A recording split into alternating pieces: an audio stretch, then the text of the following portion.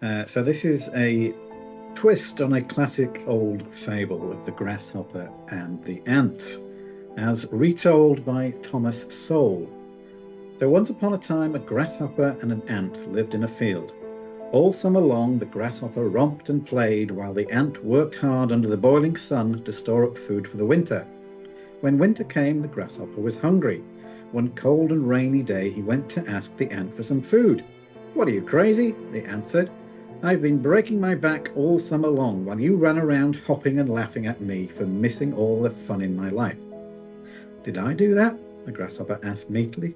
"Yes, you said I was the one of those old-fashioned clods who had missed the whole point of the modern self-realization philosophy."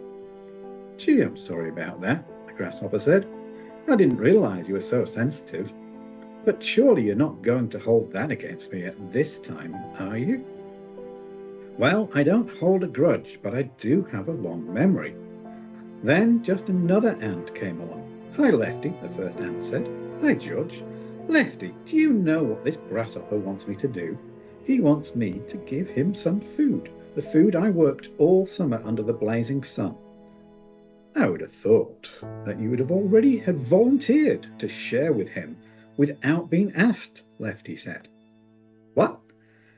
When we have disparate shares in the bounty of nature, the least we can do is try to correct the inequity." "Nature's bounty, my foot," George said. "I had to tote this stuff uphill and cross a stream on a log, all the while looking out for anteaters. Why couldn't this lazy bum gather his own food and store it?" Now, George," Lefty soothed. "Nobody uses the word bum anymore. We say the homeless." "I say bum. Anyone who is too lazy to put a roof over his head, who prefers to stand out in the cold rain rather than do a little work." The grasshopper broke in. "I didn't know it was going to rain like this. The weather forecast said fair and warmer." "Fair and warmer," George sniffed. "What's the forecast? That's what the forecasters told Noah." Lefty looked pained. "I'm surprised at you, your callousness, George, your selfishness, your greed." "Are you crazy, Lefty?" "No, on the contrary, I have become educated." Sometimes that's worse these days. "Last summer, I followed a trail of cookie crumbs left by some students. It led to a classroom at Ivy University." "You've been to college. No wonder you've come back here with all these big words and dumb ideas." "I disdain to answer that," Lefty said. "Anyway, it was Professor Murky's course on social justice. He explained how the world's benefits are unequally distributed." "The world's benefits," George repeated. "The world didn't carry this food uphill. The world didn't cross the water on a log. The world isn't going to be eaten by an anteater." "That's the narrow way of looking at it," Lefty said. "If you're so generous, why don't you feed this grasshopper?" "I will," Lefty replied. Then, turning to the grasshopper, he said, "Follow me. I will take you to the government's shelter, where we will be food and a dry place to sleep." George gasped. "You're working for the government now?" "I'm in public service," Lefty said loftily.